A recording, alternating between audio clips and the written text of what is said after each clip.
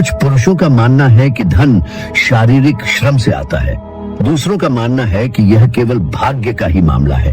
लेकिन आप क्या कहेंगे अगर मैं आपको बताऊं कि दुनिया के कुछ सबसे ताकतवर लोग अपना दिन वित्तीय रिपोर्टों से नहीं बल्कि भजनों से शुरू करते हैं? हाँ, यह सही है। यह सोना नहीं, न ही चांदी है, यह वचन है। आध्यात्मिक सत्य से निर्देशित मन का विश्वास और अनुशासन। और जो लोग इसे अनदेखा करते हैं वे जल्दी या बाद में भारी कीमत चुकाते हैं। प्रत्येक प्रातःकाल मैं धीमी आवाज में या केवल अपने विचारों की खामोशी में 23वें भजन के शब्दों को दोहराता हूँ। किसी जादू के मंत्र के रूप में नहीं बल्कि मानसिक आहार के रूप में। ऐसा पोषण जो तुरंत मेरे सोचने के तरीके को बदल देता है। प्रभु मेरा चरवाहा है, मुझे किसी वस्तु की कमी नहीं होगी। जब मैं ये शब्द उच्चारण करता हूँ तो मैं खुद को आर्थिक चिंता के सामान्य कंपन को रोकने के लिए मजबूर करता हूँ। कल्पना जो आपदाओं का आविष्कार करती है, बिलों की चिंता में बिताई नींदहीन रातें, अधिक भाग्यशाली पड़ोसियों के साथ प्रतिस्पर्धा करने की शर्म। कितने लोग अपना दिन पहले ही अपनी कमियों की सूची में खोकर शुरू करते हैं। मैं ऐसे कई लोगों को जानता हूँ। इन सूचियों में डूबने के बजाय मैं अपने मन को एक ऐसी निश्चितता में स्थिर करना चुनता हूँ जो बैलेंस शीट या दूसरों के वादों पर निर्भर नहीं करती है।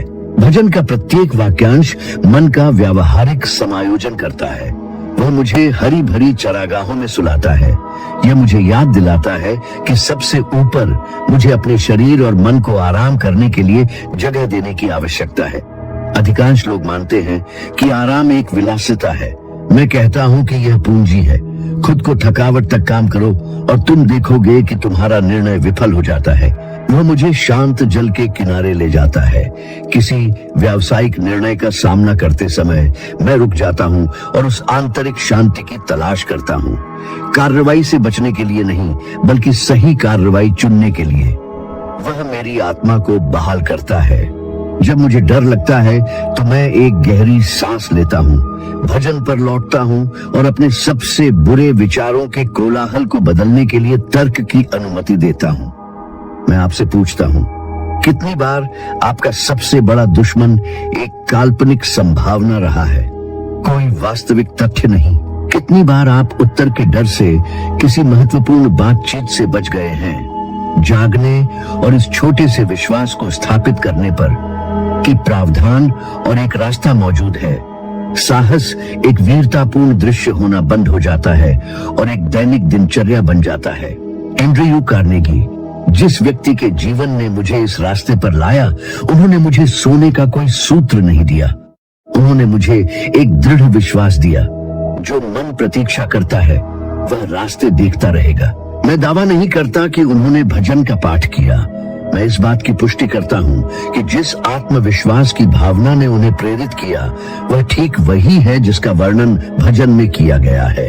अब व्यावहारिक रूप से आप इस पाठ को मूर्त धन में कैसे बदलते हैं? सबसे पहले इसे एक सरल दोहराने योग्य अनुष्ठान बनाएं। जागने पर 1 मिनट के लिए बिस्तर पर बैठें, अपनी आंखें बंद करें और शब्दों को धीरे धीरे कहें। फिर एक नोटबुक में लिखें, आज मुझे कमी नहीं है, बस डन। उस चीज को भरें जो आपके पास पहले से ही है और जो उस दिन उपयोगी होगी। एक कौशल, एक व्यक्ति, एक संसाधन। यह छोटी सूची तुरंत कमी के तंत्र का मुकाबला करती है। फिर उस दिन की प्रमुख क्रिया लिखें, एक कॉल, एक मुलाकात, एक नौकरी का आवेदन, छोटे खर्चों की बचत। प्रत्येक प्रातः यह त्रय भजन आपके पास पहले से मौजूद चीजों की स्वीकृति, एक एकल क्रिया, आत्मा को वास्तविकता के साथ जोड़ती है और प्रकीर्णन को कम करती है। ऐसे उदाहरणों पर विचार करें जो केवल व्यापारियों द्वारा ही नहीं छुए जाते हैं। गृहिणी जो हस्त निर्मित उत्पादों की छोटी बिक्री से एक परिवार का समर्थन करती है। क्लर्क जो कार्यालय में एक विचार प्रस्तुत करने से डरता है। छोटा दुकानदार जो पूंजी की कमी के कारण 1 सप्ताह के लिए अपने दरवाजे बंद करने से डरता है। हर कोई इस अनुष्ठान को लागू कर सकता है। गृहिणी भजन का पाठ करती है।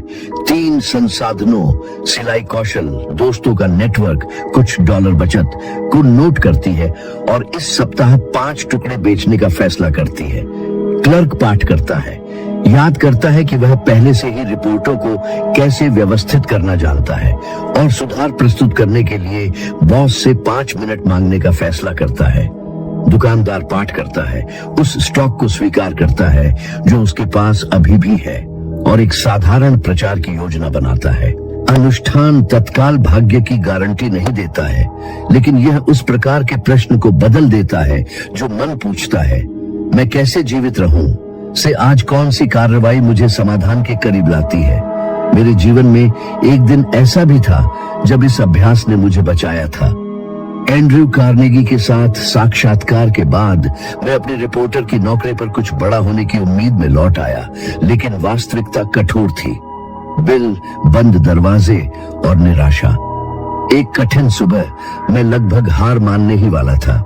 मैं बैठ गया, एक पुरानी नोटबुक खोली, 23वें भजन का पाठ किया और रोया, कमजोरी से नहीं बल्कि राहत से। जो शांति आई उसने मेरे मन को स्पष्ट कर दिया।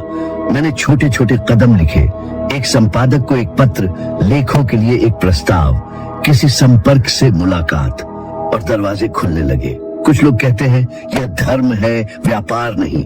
मैं जवाब देता हूं, यदि विश्वास निर्णय नहीं बदलता है तो यह केवल सजावट है। जब मन शांत होता है तो तर्क में सुधार होता है। जब डर कमजोर होता है तो क्रिया पक्षाघात को बदल देती है। यह अंधविश्वास नहीं है, यह मानसिक अनुशासन है। और पाखंड से मत डरो, छोटे सत्यों से शुरू करो, कमी को स्वीकार करो, फिर घोषित करो कि तुम क्या करोगे। भजन यदि बिना सोचे समझे दोहराया जाए तो बेकार है, लेकिन यदि मन को विश्वास करने और कार्य करने के लिए प्रशिक्षित करने के लिए उपयोग किया जाए तो यह मनोवैज्ञानिक पूंजी बन जाता है। मैं एक व्यावहारिक चुनौती प्रस्तुत करना चाहता हूं। 21 दिनों तक भोर में ध्यान से 23वें भजन का पाठ करें। 3 ठोस संसाधन लिखें जो आपके पास पहले से हैं और एक एकल दैनिक क्रिया निर्धारित करें जो आपके मुख्य उद्देश्य को आगे बढ़ाती है। परिणामों को एक नोटबुक में चिह्नित करें। एक कॉल की गई, एक बिक्री, एक बचत। 3 हफ्तों के अंत में समीक्षा करें। कौन से दरवाजे खुले, कौन सी आदतें बदल गई। आप चिंता में कमी और आपके निर्णयों में स्पष्टता से आश्चर्यचकित होंगे। अंत में मानसिक दिनचर्या से एक साधारण विराम की अनुमति दें। जब आप पाठ करते हैं तो रुकें और अपनी कल्पना करें कि 1 साल बाद उस दैनिक कार्य को पूरा करने के बाद आप कैसे महसूस करेंगे। पीछे मुड़कर देखने पर आपको कैसा लगेगा।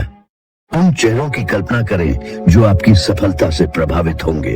पाठ और क्रिया के बीच रखी गई यह संक्षिप्त छवि भजन को शब्दों के दायरे से बाहर निकालकर एक परियोजना बना देती है। अधिकांश लोग आदर्श परिस्थितियों की प्रतीक्षा करते हैं। मैंने सीखा व्यापारियों के साथ अनुभव से, अपने परीक्षणों से और उन लोगों से प्राप्त पाठों से जिनसे मैं मिला कि जिस प्रातः आप विश्वास करना चुनते हैं उसी प्रातः परिवर्तन शुरू होता है। इसलिए कृपया अभी एक बार अपने विचारों में दोहराएं, प्रभु मेरा चरवाहा है, मुझे किसी वस्तु की कमी नहीं होगी। फिर उठो और आज एक ठोस काम करो। प्रभु मेरा प्रकाश और मेरा उद्धार है, मैं किससे डरूंगा। ये शब्द भय की अदृश्य जंजीरों को तोड़ते हैं जो किसी भी संकट से अधिक क्रूर दुश्मन है, क्योंकि यह लड़ाई शुरू होने से पहले ही पंगु बना देता है। कई लोग प्रतिभा की कमी के कारण नहीं बल्कि कोशिश करने से पहले ही हार मान लेने के कारण असफल होते हैं। कितनी बार आप बिना पूछे प्रस्तावित किए या शुरू किए बिना ही पीछे हट गए हैं, नहीं के डर से जो शायद कभी आए ही ना। थॉमस एडिसन ने दुनिया को बिजली का बल्ब नहीं दिया होता अगर वह उपहास के आगे झुक जाता। यह केवल प्रतिभा नहीं थी बल्कि असफलताओं के बावजूद दृढ़ता का साहस था।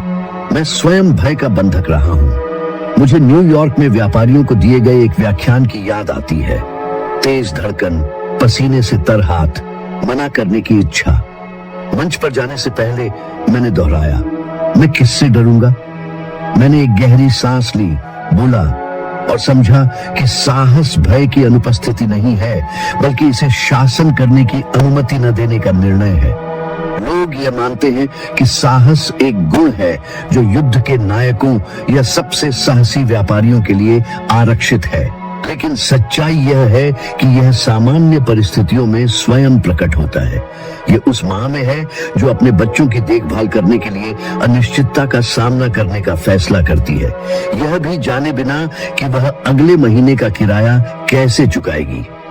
यह उस युवा में है जो कांपती आवाज से भी नौकरी मांगने की हिम्मत करता है। यह उस दुकानदार में है जो दिवालिया होने के बाद भी अपनी दुकान फिर से खोलने पर जोर देता है। कितने लोग इसलिए मर जाते हैं क्योंकि असफलता की संभावना का सामना करते हुए वे कुछ भी जोखिम में नहीं डालना पसंद करते हैं, और कुछ भी जोखिम में न डालकर वे सब कुछ खो देते हैं। यह समझना आवश्यक है कि भय वास्तविकता से बहुत बड़े भूत पैदा करता है। कितने लोगों ने पूरी रात ऐसी त्रासदियों की आशंका में बिताई है जो कभी हुई ही नहीं। उदास भविष्यवाणियों पर बर्बाद हुई इस ऊर्जा का उपयोग समाधान बनाने के लिए किया जा सकता था। 27वां भजन हमें इस तंत्र को उलटने के लिए आमंत्रित करता है। सबसे बुरे परिणामों की कल्पना करने के बजाय विश्वास चुनें। इस विचार को व्यवहार में बदलने के लिए प्रशिक्षण की आवश्यकता होती है। यह देखना शुरू करें कि कौन सी स्थिति आपको सबसे अधिक डर का कारण बनती है। शायद यह सार्वजनिक रूप से बोलना है, वेतन वृद्धि के लिए कहना है, आय एकत्र करना है, कोई व्यवसाय शुरू करना है। एक बात पहचान लेने के बाद 27वें भजन का दृढ़ आवाज में पाठ करें और तुरंत बाद उस भय के विरुद्ध एक ठोस कदम उठाए। पूर्ण आत्मविश्वास की प्रतीक्षा न करें। आत्मविश्वास गति में बनता है। 30 दिनों के अंत में आप महसूस करेंगे कि जो कभी विशाल लग रहा था वह केवल एक लुप्त होती छाया बन गया है। साहस कोई उपहार नहीं है जो चुनिंदा लोगों को दिया जाता है। यह एक अनुशासन है जिसे कोई भी विकसित कर सकता है। हर बार जब आप डर का सामना करते हैं तो आप एक आंतरिक विजय प्राप्त करते हैं जिसे कोई छीन नहीं सकता, और जैसे जैसे ये विजय जमा होती जाती है वे बाहरी परिणामों में बदल जाती है। नए उद्यम शुरू होते हैं, मजबूत रिश्ते बनते हैं, विचारों को साकार किया जाता है। भजन संहिता 27 केवल एक धार्मिक भजन नहीं है। यह मन के लिए डर से जकड़ी जिंदगी को अस्वीकार करने का दैनिक आह्वान है। जो लोग इन बेड़ियों से मुक्त होकर जीना सीखते हैं उन्हें पता चलता है कि जीवन शुरू में जितना संभव लगता था उससे कहीं अधिक प्रदान करता है। धन्य है वह व्यक्ति जो दुष्टों के साथ नहीं चलता, न पापियों के मार्ग पर चलता है, न उपहास करने वालों के संग बैठता है, परंतु यहोवा की व्यवस्था में उसका आनंद है और उसकी व्यवस्था पर वह दिन रात ध्यान करता है। ये शब्द हमेशा मेरे लिए एक सूक्ष्म लेकिन शक्तिशाली चेतावनी के रूप में गूंजते रहे हैं। उन आवाजों के प्रति सचेत रहें जिन्हें आप अपने मन में बसने देते हैं। केवल बुरी संगति ही नहीं बल्कि कमजोर सलाह, जल्दबाजी में किए गए निर्णय और उन लोगों के जिद पर अड़े बयान जो कभी कुछ करने की हिम्मत नहीं करते, उन लोगों की सीमाओं को निर्धारित करते हैं जो करते हैं। कितने शानदार प्रोजेक्ट ऐसे हैं जो मर गए क्योंकि उनके रचनाकारों ने गलत लोगों की बात सुनी। कितनी प्रतिभाओं को यह काम नहीं करेगा, यह तुम्हारे लिए नहीं है, या अगर यह संभव होता तो यह पहले ही हो गया होता, जैसे वाक्यांशों के नीचे दबा दिया गया है। यह भजन केवल आशीर्वाद का वादा नहीं है, यह व्यावहारिक ज्ञान का एक मैनुअल है। यह दर्शाता है कि सच्ची समृद्धि बहुसंख्यक के अनुमोदन से नहीं बल्कि इस बात से पैदा होती है कि कोई मार्गदर्शन कहां से चाहता है। हेनरी फोर्ड को लीजिए। जब उन्होंने आम लोगों के लिए ऑटोमोबाइल का बड़े पैमाने पर उत्पादन करने के विचार की घोषणा की तो उन्होंने उनका मजाक उड़ाया। घोड़ों रहित गाड़ियों की कभी बाजार नहीं होगी, कुछ ने कहा। अन्य लोगों ने उन्हें एक लापरवाह सपने देखने वाला कहा। अगर फोर्ड उपहास करने वालों के साथ बैठते तो वे पहली हंसी पर ही हार मान लेते, लेकिन उन्होंने एक और रास्ता चुना। उन्होंने उपहास करने वालों को नजरअंदाज किया और अपने विजन में मिलने वाले आनंद पर ध्यान केंद्रित किया। परिणाम एक ऐसी क्रांति थी जिसने लाखों लोगों के जीवन को बदल दिया। मुझे एक समय की याद आती है जब मैं इसी गलती का शिकार होने वाला था। मैं एक पांडुलिपि पर काम कर रहा था जिसमें मैंने कार्नेगी जैसे पुरुषों से सीखे गए सफलता के सिद्धांतों को संकलित किया था। दोस्तों, सहयोगियों और यहाँ तक कि परिवार के सदस्यों ने भी हंसी उड़ाई। उन्होंने कहा, विचारों और मान्यताओं के बारे में कौन पढ़ना चाहता है? लोगों को केवल असली पैसा चाहिए, विचार नहीं। कुछ पलों के लिए मैंने हार मानने पर विचार किया, लेकिन मैं भजन 1 पर लौट आया और समझ गया, अगर मैं दुष्टों की सलाह का पालन करता हूँ, जो व्यवहार में केवल औसत दर्जे के आराम से बस चुके लोग थे, तो मैं न केवल अपने काम को बल्कि उन लोगों को भी निंदा कर रहा हूँ जो इससे बदल सकते थे। मैंने आगे बढ़ाया। वर्षों बाद हजारों पाठकों ने गवाही दी कि उन विचारों ने उनके जीवन को बदल दिया। यह आश्चर्यजनक है कि यह पैटर्न किसी भी वातावरण में कैसे दोहराता है। युवा प्रशिक्षु जो उद्यमशीलता में रुचि दिखाता है, उसे तुरंत निराश किया जाता है। पहले एक स्थिर नौकरी पाओ, फिर इसके बारे में सोचो। जो कार्यकर्ता अपने पेशे में नवाचार करने की कोशिश करता है, उसे उसके सहयोगियों द्वारा चेतावनी दी जाती है, चीजों को जटिल मत बनाओ, इसे वैसे ही करो जैसे हमने हमेशा किया है। गृहिणी जो एक छोटा व्यवसाय खोलने का सपना देखती है, का रिश्तेदारों द्वारा उपहास किया जाता है, यह महिला का काम नहीं है। और इस सलाह को मानते हुए कई लोग हार मान लेते हैं। यह असफलता नहीं है जो उन्हें हरा देती है, बल्कि दूसरों की राय का बोझ है। कुछ लोग दुष्टों की सलाह का पालन करते हैं, शॉर्टकट और आसान लाभ की तलाश में। मैंने प्रतिभाशाली पुरुषों को अपने भाग्य और सम्मान को खोते हुए देखा है, सिद्धांतों को खाली वादों के लिए बदलकर। भजन चेतावनी देता है, यहोवा की व्यवस्था पर ध्यान करें, दुनिया की चालाकी पर नहीं। अपने दैनिक जीवन में खुद से पूछें, क्या मैं जिस सलाह का पालन करता हूँ वो किसी ऐसे व्यक्ति से आती है जिसने कुछ सार्थक बनाया है, या निराश आलोचकों से? एक हफ्ते के लिए हर निराशावादी सलाह को लिख लें और उसके बगल में शास्त्र या सकारात्मक अनुभवों से एक विपरीत सिद्धांत लिखें। अंत में आप देखेंगे कि इसमें से अधिकांश केवल सावधानी के रूप में छिपा हुआ डर था। मैंने ऐसा एक बार किया। छोड़ने की 3 सलाह, ध्यान करने के 3 सिद्धांत। मैं हल्का स्पष्ट होकर निकला। रहस्य केवल नकारात्मक से बचना नहीं है, बल्कि उसे सकारात्मक से बदलना है। इस प्रकार, जैसा कि भजन कहता है, हम पानी के सोतों के पास लगे वृक्षों के समान होंगे, दृढ़ और फलदायी, सूखे के समय में भी कायम रहेंगे। आत्म जागरूकता एक ऐसे प्रकाश स्तंभ की तरह है जो जीवन में आपके हर चुनाव, हर प्रतिक्रिया और हर दिशा को रोशन करता है। जब आप गहराई से खुद को जानने की प्रक्रिया में उतरते हैं, तो आप पाते हैं कि कई सीमाएं जिन्हें आप मानते थे कि आपके पास हैं, वे अतीत के अनुभवों, विरासत में मिली मान्यताओं या दूसरों के साथ अनुचित तुलना द्वारा बनाई गई मानसिक बाधाएं मात्र हैं। यह इस आंतरिक यात्रा में है कि आपको उन प्रश्नों के उत्तर मिलते हैं जिनका हमेशा कोई समाधान नहीं लगता था।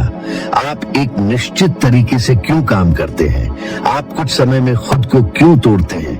या जब आप कुछ ऐसा हासिल करते हैं जिसकी आपको इतनी इच्छा थी, तब भी आपको खाली क्यों महसूस होता है? आत्म जागरूकता हर व्यवहार की जड़ को प्रकट करती है और साथ ही एक अलग रास्ता चुनने की स्वतंत्रता प्रदान करती है जो आपके सार के साथ अधिक संरेखित हो। यह आंतरिक रूप से देखने की यात्रा चुनौतीपूर्ण हो सकती है, क्योंकि इसका अक्सर मतलब उन सच्चाइयों का सामना करना है जिन्हें आप वर्षों से छिपाने की कोशिश कर रहे हैं। लेकिन यह ठीक यही टकराव है जो मुक्ति देता है। जब आप अपनी कमजोरियों को समझते हैं, तो आप अपनी छिपी हुई ताकत को भी खोजते हैं, क्योंकि केवल वही लोग जो अपनी छाया को पहचानते हैं, वे उन्हें प्रकाश में बदलने में सक्षम होते हैं। उदाहरण के लिए कल्पना कीजिए कि कोई ऐसा व्यक्ति जो हमेशा मानता रहा है कि वह अन्य लोगों का नेतृत्व करने या उन्हें प्रेरित करने में सक्षम नहीं है। यह जांचने से कि यह विश्वास कहां से आया है, उन्हें एहसास हो सकता है कि यह बचपन के एक ही प्रकरण से उत्पन्न हुआ था, जिसमें उनकी आवाज को दबा दिया गया था या उनके विचार को कम आंका गया था।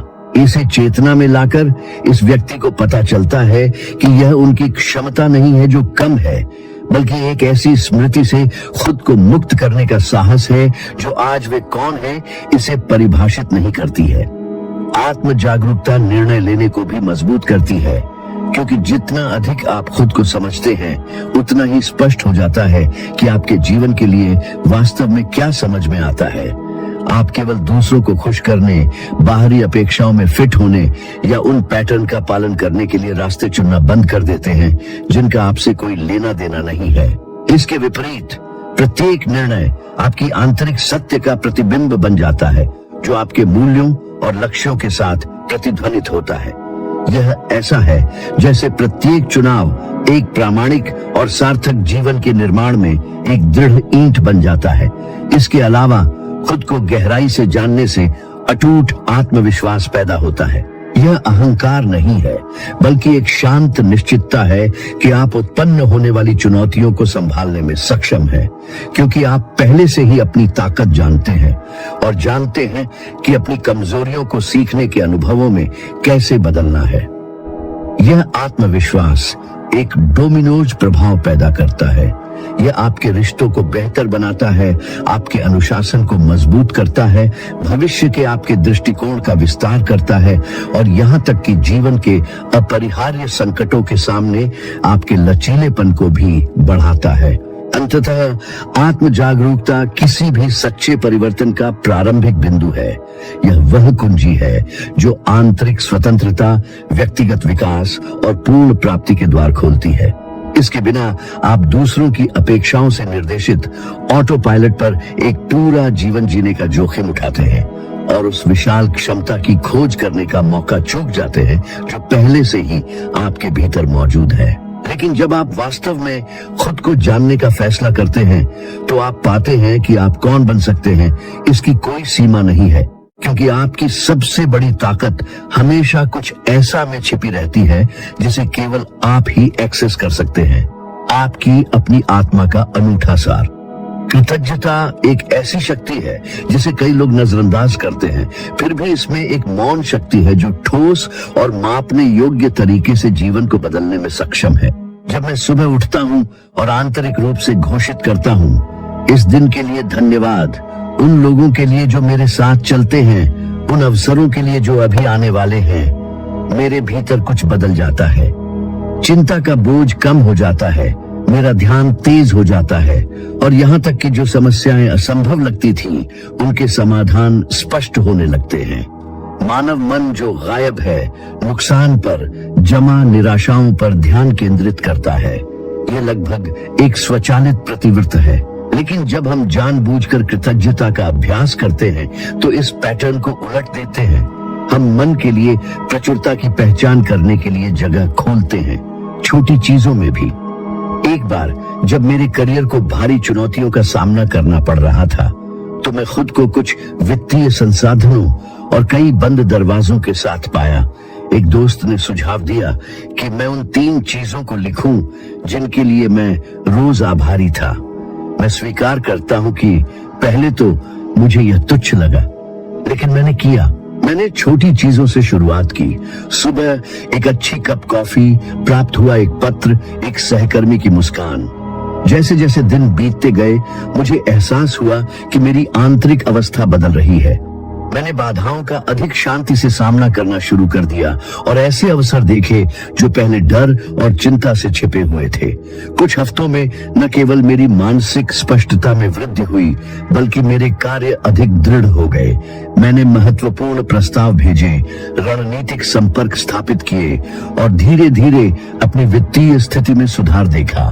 कृतज्ञता धन के बारे में हमारी धारणा को भी बदल देती है। मैंने कितने लोगों से मुलाकात की है जिनके पास बड़ी रकम होने पर भी कभी संतुष्टि नहीं हुई। वे खर्च करने से डरते थे, वे हर अवसर पर अविश्वास करते थे और जीवन अंतहीन चिंताओं का क्रम बन गया। इसके विपरीत जिन्होंने धन्यवाद देने की आदत को अपनाया, छोटी छोटी चीजों के लिए भी उन्होंने एक लगभग जादुई प्रभाव की खोज की। अधिक दरवाजे खुले, अधिक विचार सामने आए और प्रचुरता न केवल उनके बैंक खाते में बल्कि उनके जीवन की गुणवत्ता, रिश्तों और बनाने की क्षमता में भी दिखाई देने लगी। मानसिक अनुशासन के निर्माण पर इस अभ्यास के प्रभाव को कम आंकना असंभव है। कृतज्ञता मन को पीड़ित की भूमिका को छोड़ने और नायक की भूमिका ग्रहण करने के लिए मजबूर करती है। जो कमी है उस पर ध्यान केंद्रित करने के बजाय आप जो पहले से मौजूद है उसे देखते हैं और तय करते हैं कि आपके पास क्या है, उसे कैसे गुणा करना है। यह आंदोलन स्पष्टता उत्पन्न करता है, विकर्षण को कम करता है और निर्णयों की प्रभावशीलता को बढ़ाता है। एक दुकानदार की कल्पना कीजिए जो अपने साधारण स्टॉक के लिए आभारी है, या एक प्रशिक्षु जो अपने निपुण कौशल को संजोता है। दोनों ही अधिक बुद्धिमानी से काम करते हैं, अपनी ऊर्जा को संसाधनों के विस्तार पर केंद्रित करते हैं बजाय कमी पर शोक मनाने के। मुझे एक सुबह की याद आती है। मैं उद्यमियों के साथ निराशाजनक साक्षात्कारों की एक श्रृंखला के बाद एक साधारण होटल में था, जिन्होंने मेरे विचारों का महत्व नहीं समझा। एक गहरा निराश, लगभग पूर्ण पराजय मुझ पर छा गया, लेकिन थका हुआ होने के बावजूद मैं बैठ गया, एक गहरी सांस ली और लिखना शुरू कर दिया। 3 चीजें जिनके लिए मैं उस दिन आभारी था। एक, हर व्यक्ति से सीखने का अवसर जारी रखना था, भले ही उन्होंने मेरे प्रस्तावों को स्वीकार न किया हो। दूसरा, मेरा स्वास्थ्य, जिसने मुझे जल्दी उठने की अनुमति दी। और तीसरा, मेरा अटूट विश्वास कि मेरे विचार हजारों लोगों की मदद कर सकते हैं। प्रभाव तत्काल था। नई ऊर्जा, ठोस कार्रवाई करने का एक स्पष्ट दृष्टिकोण। 1 सप्ताह से भी कम समय में नए दरवाजे खुलने लगे, महत्वपूर्ण संपर्क सामने आए और मेरा मार्ग, जो स्थिर लग रहा था, विस्तार के अपने मार्ग को फिर से शुरू कर दिया। कृतज्ञता केवल एक भावना नहीं है, यह एक रणनीतिक उपकरण है। आंतरिक स्वीकृति के प्रत्येक कार्य से शारीरिक और मनोवैज्ञानिक परिवर्तन होते हैं। यह ध्यान में सुधार करता है, तनाव को कम करता है, रचनात्मकता को बढ़ाता है और प्रतिकूल परिस्थितियों का सामना करने में लचीलापन को मजबूत करता है। मेरे समय से भी प्राथमिक अनुसंधान मानव व्यवहार पैटर्न का अवलोकन करने से संकेत मिला कि जो व्यक्ति दैनिक कृतज्ञता के अभ्यास करते थे, उनमें अधिक भावनात्मक स्थिरता और बेहतर पारस्परिक संबंध होते थे। ऐसे कारक जो परोक्ष रूप से भौतिक समृद्धि में बदल जाते हैं। मैं एक व्यावहारिक अभ्यास सुझाना चाहता हूँ। 15 दिनों के लिए जागने पर 3 चीजें लिखें जिनके लिए आप आभारी हैं, और एक कार्य जो आप उस दिन उनमें से एक को गुणा करने के लिए करेंगे। इससे कोई फर्क नहीं पड़ता कि वह क्रिया कितनी छोटी लगती है। जो मायने रखता है वह पहले से मौजूद चीजों को महत्व देने और अपने जीवन में प्रचुरता का विस्तार करने की सचेत गति है। उन 2 हफ्तों के अंत में देखें कि आपकी धारणाओं, दृष्टिकोणों और परिणामों में क्या बदलाव आया है। आपको यह देखकर आश्चर्य होगा कि कृतज्ञता जब एक दैनिक अनुशासन के रूप में लागू की जाती है तो एक परिवर्तनकारी शक्ति बन जाती है, जो न केवल आपके मन को बदलने में सक्षम होती है, बल्कि आपके पूरे जीवन के पाठ्यक्रम को भी बदल देती है। इसका अभ्यास करते हुए आपको पता चलेगा कि प्रचुरता केवल धन जमा करने के बारे में नहीं है, बल्कि आपके पास पहले से मौजूद चीजों को पहचानने और उनका विस्तार करने के बारे में है। यह कृतज्ञता का यह निरंतर अभ्यास है जो उन लोगों को अलग करता है जो विनम्र परिस्थितियों में भी स्थायी विरासत बनाते हैं, उन लोगों से जो भाग्य के बावजूद असंतोष और भय में फंस जाते हैं। रहस्य सरल है, फिर भी शक्तिशाली। निरीक्षण करें, धन्यवाद दें और उस ऊर्जा का उपयोग कार्य करने के लिए करें। जीवन उन लोगों के लिए प्रचुर मात्रा में प्रकट होता है जो कृतज्ञता की आंखों से देखना जानते हैं। जो परम प्रधान के आश्रय में रहते हैं वे सर्वशक्तिमान की छाया में विश्राम करेंगे। इन शब्दों का मेरे लिए हमेशा गहरा अर्थ रहा है। जीत केवल प्रतिभा, प्रयास या भाग्य पर ही निर्भर नहीं करती है, बल्कि आंतरिक सुरक्षा पर निर्भर करती है, जिसे हम मन, हृदय और विश्वास को संरेखित करके बनाते हैं। मैंने कितनी बार देखा है कि अद्भुत क्षमताओं वाले लोग अपना रास्ता खो देते हैं, बस इसलिए कि उनके पास यह आंतरिक स्थिरता नहीं थी। ऐसे पुरुष और महिलाएं जो छोटे अवसरों को साम्राज्यों में बदल सकते थे, वे संदेह के अराजकता, आलोचना के भार और विफलता के निरंतर भय से ग्रस्त हो गए। फ्रैंकलिन डेलानो रूजवेल्ट इसका एक उल्लेखनीय उदाहरण है। उन्होंने उस समय राष्ट्रपति पद ग्रहण किया जब राष्ट्र महामंदी और एक आसन्न वैश्विक खतरे का सामना कर रहा था। कई लोगों को उम्मीद थी कि वह दबाव में आ जाएंगे, लेकिन उनका अटूट विश्वास और मानसिक अनुशासन सुरक्षात्मक छाया थे, जिसने उन्हें कठिन निर्णय लेने, लोगों का विश्वास बनाए रखने और संयुक्त राज्य को आर्थिक सुधार और युद्ध में विजय तक ले जाने की अनुमति दी। यह केवल उनकी बुद्धिमत्ता या करिश्मा नहीं था, बल्कि मानसिक रूप से सुरक्षा, आत्मविश्वास और स्पष्ट दृष्टि के स्थान पर रहने की उनकी क्षमता थी, जिसने सारा अंतर बनाया। मैंने भी ऐसे क्षणों का अनुभव किया है जहां परम प्रधान के आश्रय में रहने का यह अभ्यास मेरा सबसे शक्तिशाली शरण स्थली बन गया। पत्रकारिता और अनुसंधान में वर्षों तक काम करने के बाद, देश के सबसे प्रभावशाली पुरुषों के साथ साक्षात्कार करने के बाद, मुझे बंद दरवाजों, हिचकिचाते प्रकाशकों और संशयवादी सहयोगियों के सामने निराशा का सामना करना पड़ा। ऐसे दिन थे जब असफलता की भावना भारी थी और हार मानने का प्रलोभन लगभग अनूठा था। तभी मैंने इस भजन की ओर रुख किया। मैं अकेला बैठा, आंखें बंद कर ली और सुरक्षा के एक स्थान की कल्पना की, काल्पनिक नहीं बल्कि मानसिक रूप से मूर्त, जहां मेरे विचार और मेरे लक्ष्य सुरक्षित थे, जहां मेरा मन बाहरी आलोचना के भार के बिना काम कर सकता था। इस साधारण अभ्यास ने मुझे कार्य करने की स्पष्टता, दृढ़ता दिखाने का साहस और अगले कदम की योजना बनाने की शांति प्रदान की। यह सिद्धांत व्यावहारिक है। जब भी हम खतरे में महसूस करते हैं या समस्याओं से घिरे होते हैं, तो हम एक मानसिक आश्रय, एक सुरक्षित स्थान बना सकते हैं, जहां बाहरी निर्णय अपनी शक्ति खो देता है और जहां मन समाधानों पर केंद्रित होता है, घबराहट नहीं।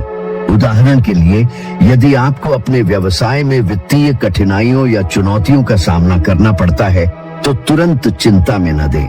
सांस लें, आंखें बंद करें और एक सुरक्षित स्थान की कल्पना करें, जहां आपके निर्णय शांत और निष्पक्ष रूप से उभर सके। संभावित कार्यों पर ध्यान दें, प्राथमिकता दें और आत्मविश्वास के साथ आगे बढ़े। इस आंतरिक स्थान को बनाने का सरल कार्य समस्या के भावनात्मक प्रभाव को कम करता है, स्पष्टता बढ़ाता है और निर्णायक कार्रवाई को सुविधाजनक बनाता है। इतिहास भर में कई जिन्होंने इस अभ्यास को नजरअंदाज किया है, उन्होंने अपने जीवन और व्यवसायों को ढहते हुए देखा है। प्रतिभा और दृष्टि से संपन्न प्रतिभाशाली उद्यमी, लेकिन भावनात्मक स्थिरता और आंतरिक विश्वास की कमी के कारण, अप्रवीणता से नहीं बल्कि बाहरी दबाव और आंतरिक संकटों से बह जाने के कारण बहुत बड़े भाग्य खो चुके हैं। भय, संदेह और चिंता ने अवसरों को जाल में बदल दिया। यह दर्शाता है कि जीत केवल उन लोगों के लिए नहीं है जो कड़ी मेहनत करते हैं, बल्कि उन लोगों के लिए है जो अपने मन और आत्मा को शक्ति के केंद्र के साथ संरेखित रखते हैं। मैं एक और व्यायाम प्रस्तावित करना चाहता हूँ। 21 दिनों के लिए हर सुबह 5 मिनट मानसिक रूप से अपने परम प्रधान के आश्रय को बनाने के लिए समर्पित करें। सुरक्षा और सुरक्षा के एक स्थान की कल्पना करें, जहां बाहरी हस्तक्षेप के बिना आपके लक्ष्यों की योजना बनाई जा सके। फिर एक ठोस क्रिया लिखें जो आप उस दिन करेंगे, कुछ ऐसा जो आपके मुख्य उद्देश्य को आगे बढ़ाता हो। जैसे ही आप इस अभ्यास को दोहराते हैं, आप देखेंगे कि कठिन निर्णय आसान हो जाते हैं। ऐसे डर जो एक बार आपको पंगु बना देते थे, उनसे बचा जा सकता है और आपकी उत्पादकता लगातार बढ़ती है। यह अभ्यास संक्षेप में जीत की तैयारी है। यह चुनौतियों को दूर नहीं करता है, लेकिन यह बदलता है कि आप उनका सामना कैसे करते हैं। जो लोग इस आश्रय में रहते हैं, तूफान और प्रतिकूल परिस्थितियों के सामने भी यह पता चलता है कि जीत अपरिहार्य है, क्योंकि यह संयोग पर नहीं बल्कि एक अनुशासित मन, एक संरक्षित आत्मा और निरंतर कार्रवाई पर निर्भर करती है। इसलिए जीवन एक अप्रत्याशित इलाका नहीं रह जाता है और एक ऐसा क्षेत्र बन जाता है जहां आप सचेत रूप से और आत्मविश्वास से सफलता के बीज बोते हैं, जो अनिवार्य रूप से फलेंगे फूलेंगे। वास्तविक धन और वास्तविक सफलता आपके अपने मन के भीतर शुरू होती है। आप कैसे सोचते हैं? आप भय का सामना कैसे करते हैं? आप अपने साथियों को कैसे चुनते हैं? आप खुद को कैसे जानते हैं? आप कृतज्ञता का अभ्यास कैसे करते हैं? और आप अपनी आंतरिक सुरक्षा का स्थान कैसे बनाते हैं? यह सब न केवल यह निर्धारित करता है कि आप क्या प्राप्त करेंगे, बल्कि आप रास्ते में कौन बनेंगे। आज आप जो भी सचेत कदम उठाते हैं वह आपके भविष्य में निवेश है, और इन चरणों का योग वह है जो सपनों को ठोस वास्तविकता में बदल देता है। और यदि आप अपने विकास में एक और छलांग लगाना चाहते हैं तो स्क्रीन पर अब दिखाई दे रहे वीडियो में हम एक साथ ज्ञान का एक और कदम चढ़ेंगे। यह अब से कम 1% बेहतर बनने का अवसर होगा, और जैसा कि आप जानते हैं, इन छोटी छोटी प्रगति की निरंतरता ही महान उपलब्धियां बनाती है। आत्म सुधार के लिए अपना समय समर्पित करने के लिए धन्यवाद, और तैयार हो जाइए।